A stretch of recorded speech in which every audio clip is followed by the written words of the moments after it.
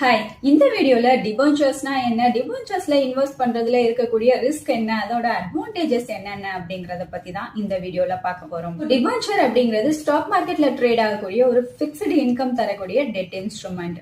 இது எதுக்காக dead instrument அப்படின்னு சொல்றோம்னா, கம்பெனிஸும் கவர்மெண்ட்டும் அவங்களோட பிசினஸ் என்ஹான்ஸ் பண்றதுக்காக பணத்தை ரைஸ் பண்றாங்க. அதனால இது ஒரு டெட் இன்ஸ்ட்ருமெண்ட்.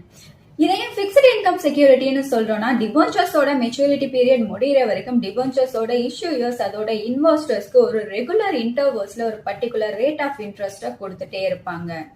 சோ டிபென்ச்சர்ஸ் அப்படின்றது பேங்க்ல நீங்க ஒரு பிக்ஸ்டு டெபாசிட்ல இன்வெஸ்ட் பண்றப்ப ரிஸ்க் லெவல் எவ்வளவு கம்மியா இருக்குமோ அதே மாதிரியான ரிஸ்க் கம்மியான ஒரு இன்ஸ்ட்ருமெண்ட் தான். அதே சமயத்துல உங்களுக்கு பிக்ஸ்டு டெபாசிட்ல கிடைக்கிறத விட ஹையர் ரேட் ஆஃப் இன்ட்ரெஸ்டும் இதுல கிடைக்கும்.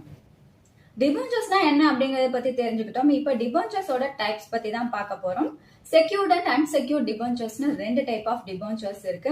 சப்போஸ் நீங்க ஒரு கம்பெனியோட டிபென்ச்சர்ஸா வாங்கியிருக்கீங்க, அந்த கம்பெனி காலப்போக்குல பேங்க்ரப்ட் ஆயிடுச்சு அப்படின்னா அந்த கம்பெனியோட டோட்டல் அசெட்ஸை வித்து அது மூலமா உங்களோட பணத்தை ரீபே பண்ணிடுவாங்க. ஆனா இந்த அன்செக்யூர்ட் டிபென்ச்சர்ஸ்ல அந்த கம்பெனி பேங்க்ரப்ட் ஆச்சுன்னா அதோட அசெட்ஸ் எல்லாம் வித்து உங்களோட பணத்தை ரீபே பண்ண மாட்டாங்க.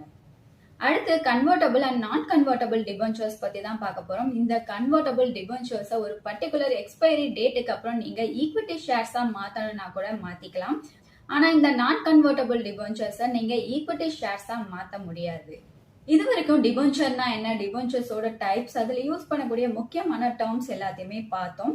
இப்போ அந்த டிபென்ச்சர்ஸோட அட்வான்டேஜஸ் என்ன, டிஸ்அட்வான்டேஜஸ் என்ன அப்படிங்கறத பத்தி தான் பார்க்க போறோம்.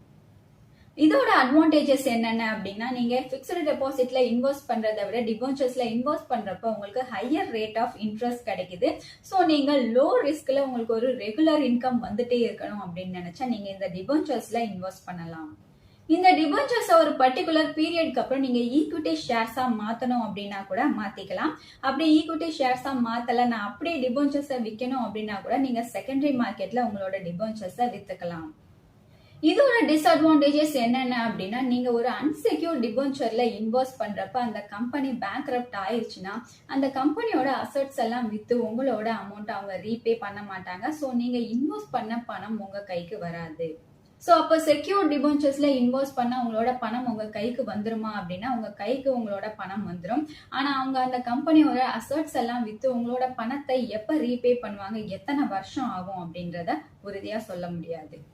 சோ நீங்க ஒரு டிபென்ச்சர்ல இன்வெஸ்ட் பண்றதுக்கு முன்னாடி அது செக்யூர் டிபென்ச்சரா அப்படிங்கறத பார்த்து இன்வெஸ்ட் பண்ணா அட்லீஸ்ட் அந்த கம்பெனி பேங்க்ரப்ட் ஆனாலும் நீங்க இன்வெஸ்ட் பண்ண கேபிட்டல் அமௌண்ட் ஆச்சும் உங்க கைக்கு வந்து சேரும். ஆனா ரெகுலரா இன்ட்ரெஸ்ட் வருமா அப்படிங்கறத சொல்ல முடியாது. இந்த இன்ஃபர்மேஷன் கண்டிப்பா உங்களுக்கு யூஸ்ஃபுல்லா இருந்திருக்கும்னு நினைக்கிறேன். இந்த மாதிரி இன்னும் நிறைய இன்ஃபர்மேஷனை தெரிஞ்சுக்க நம்ம சேனலை மறக்காம சப்ஸ்கிரைப் பண்ணிக்கோங்க.